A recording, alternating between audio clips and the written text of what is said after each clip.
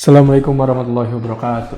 Selamat datang kembali di Fahri Belajar Investasi. Buat yang baru nonton, perkenalkan, saya Fahri, programmer yang kebetulan upload video di internet. Kita lagi belajar investasi dengan budget 1 juta sebulan. Kita lanjut ke episode 48, Demas kita simpan atau kita jual. Jadi hari ini tanggal 7 November 2022. Ini bertepatan dengan, ini udah malam ya, jadi malam hari udah penutupan.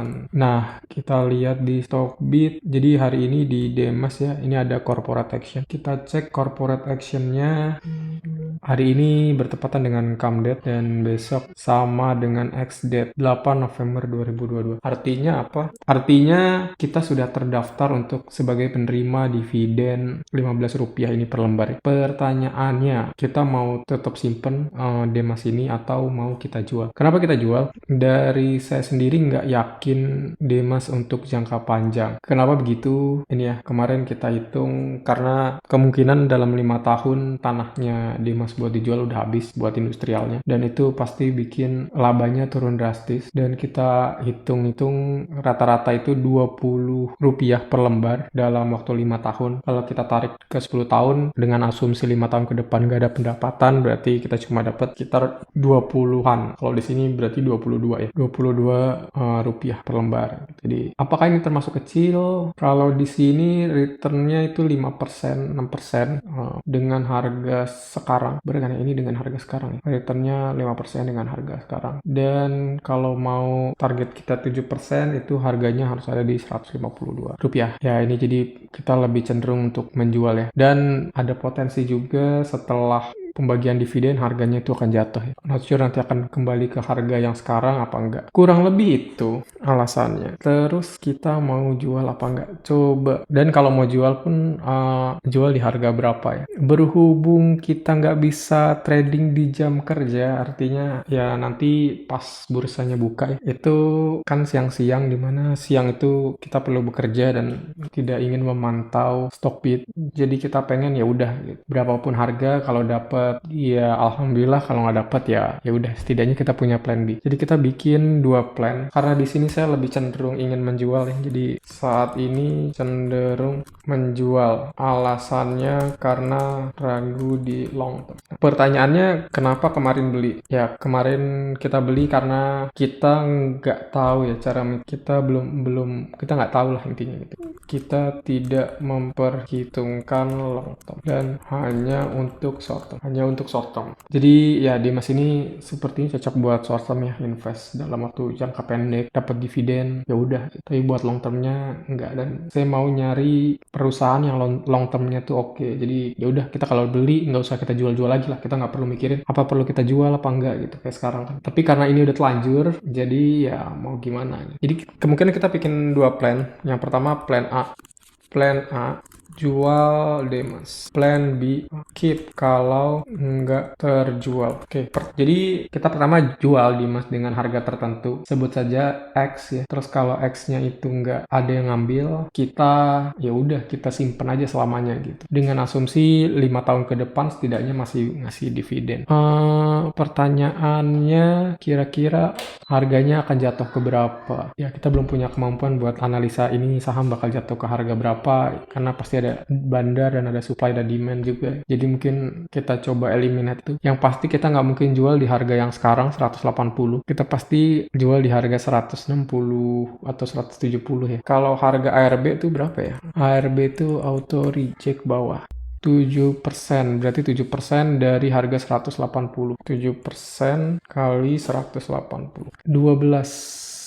180 dikurang harganya bisa balik kalau ke ARB ya, kena ARB sekali 167. Jadi kalau mau aman kita jual di harga 167, itu harga ARB. Itu potensi kita nggak dapat, saham kita nggak terjual kalau semua orang jual di harga ARB semua ya. Harganya 167, coba kita hitung ya. Kalau kita misalkan mau jual di harga 167. Jual di harga 167. Sedangkan harga sekarang 167 ya. Sedangkan nanti kita akan dapat 15 rupiah per lembar. Cuma nggak tahu ini belum dipotong pajak, entah dapat ada pajaknya apa enggak. Berarti total kita itu sebenarnya beli di harga 182. Kalau kita kurangin dengan harga kita beli, berarti kita bisa dapat kita beli di 174 ya, kita beli 174.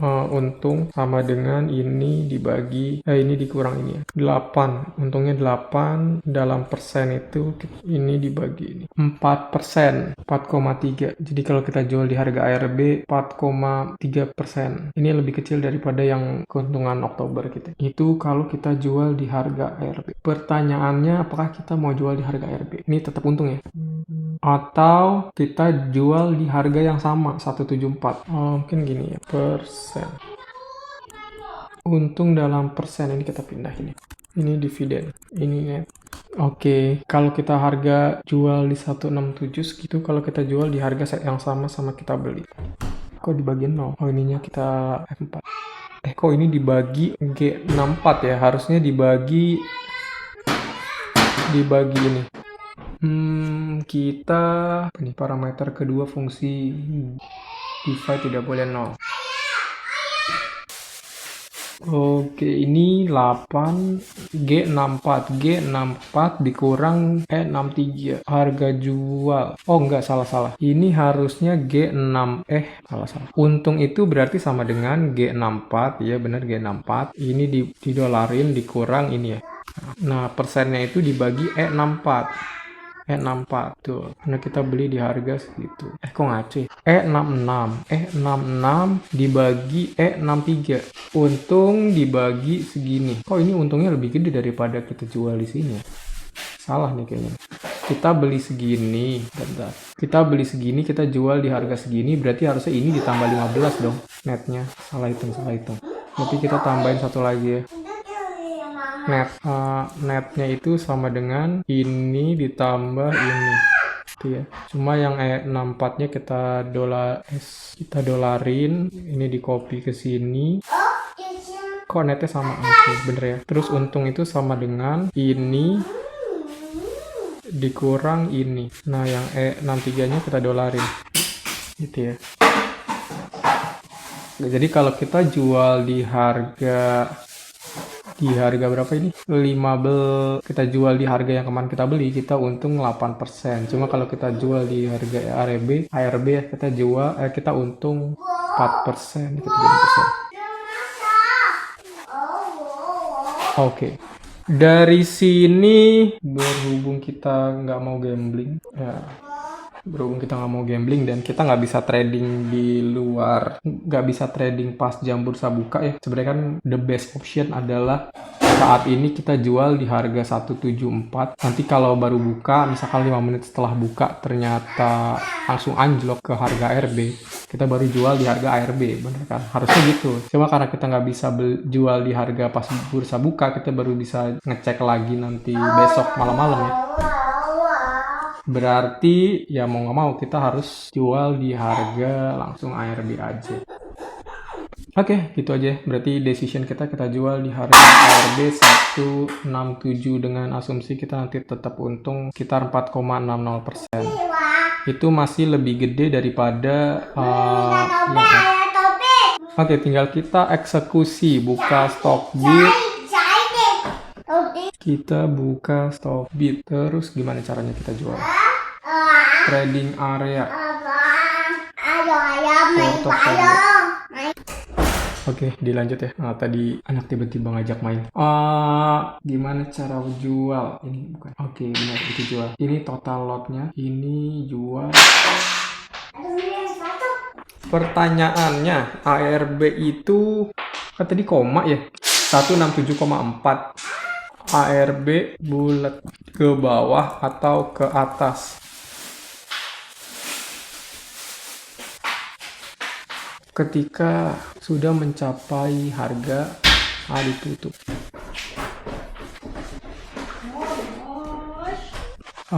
Gimana cara ARB? Perhitungan ARB. Pembulatan ARB. auto ARB, auto reject bawah. Apa sih ARB itu? Bener bukan sih? Gimana cara tahunya? Contoh ARB. Ada contohnya nggak di sini? Misal harga, aduh kenapa harganya cakep banget 100 ya? Kita butuh harga yang tidak cakep. Harganya lebih, bentar kita baca dari MPPA 100 harga sahamnya. Harga TINS adalah 600 per lembar. Oke, ini coba 600 ya. 600 ARA-nya pada hari ini adalah persennya atau 150 koin. Hari ini juga 25%-nya. Ini aturan kapan? Kok 25%? ARB IDX perhitungan. Investor wajib tahu. Batas auto rejection yang berlaku sejak pandemi adalah sebesar 7%. Oh, berarti dulu tuh nggak sampai 7%, sekarang jadi 7%. Penurunan harga saham Y maksimal adalah 5.000 dikurang 5.000 dikali 7%. Sama dengan penurunan harga Y maksimal adalah 5.000. 7% dari 5.000 itu berapa? Angkanya cakep ya, 7. Ya ini soalnya kan ada per 100 nih. Apa yang perlu diperhatikan? 3.000 tuh lebih dari 100. Gimana caranya tahu? Oh ini nih, sebagai contoh yang melesat hingga 24,71%. Batas ARA untuk harga 200 sampai 5.000 sebesar 20, untuk harga di atas 5.000. Harga saham PT Bukalapak melesat 24,71%. Oh berarti nggak boleh lebih dari 25% ya? Oh ya kan ini artinya mentok di 25%. Coba kita cek. 1060 dikurang 850 dibagi 850. Ya karena nggak bisa nambah satu lagi.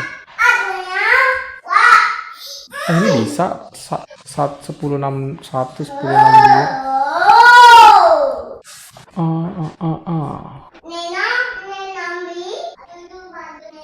Ada contohnya lagi. Coba kita cari berita saham ARB berturut-turut SIDO 2 hari berturut-turut ARB. Coba kita cari SIDO. Atau di sini ada info ini nggak ada. Coba kita cari SIDO. Ini berita kapan ini? SIDO ARB. Ini bukan. Nah ini nih. Harusnya ini ARB nih.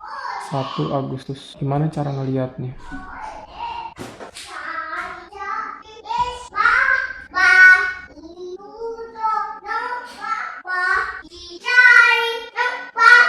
Gimana cara ngelihat ini nih? Ini harga atasnya 905, harga bawahnya 845. 905, 845. 905 tadi 8 berapa? Duh, lupaan. 845 dikurang 845. 6. Kalau harganya turun lagi 5. Masih jauh.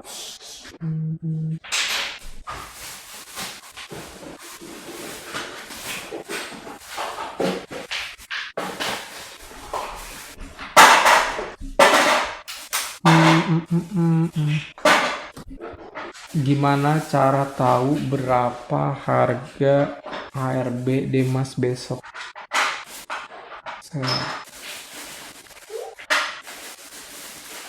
Coba cara perhitungan harga ARB.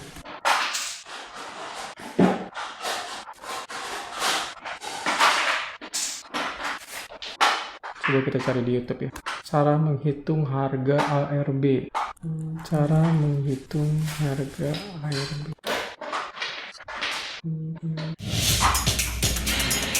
Berkat all in trade, akhirnya saya bisa menghasilkan profit.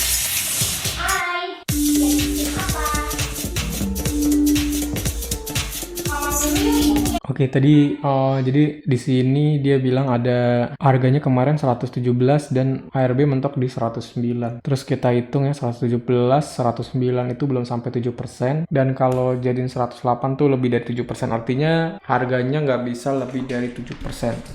Oke, berarti dengan kasus kita yang sekarang, Demas, berarti kalau 167 Di harga 167, bukan, di harga 180 ya. Sekarang 180, 180. Kalau 167 itu udah lewat dari 7, berarti 168. 168 belum lewat, 167 udah lewat. Berarti kita beli di harga 168 ya. Ya, 168. Kita beli di 168.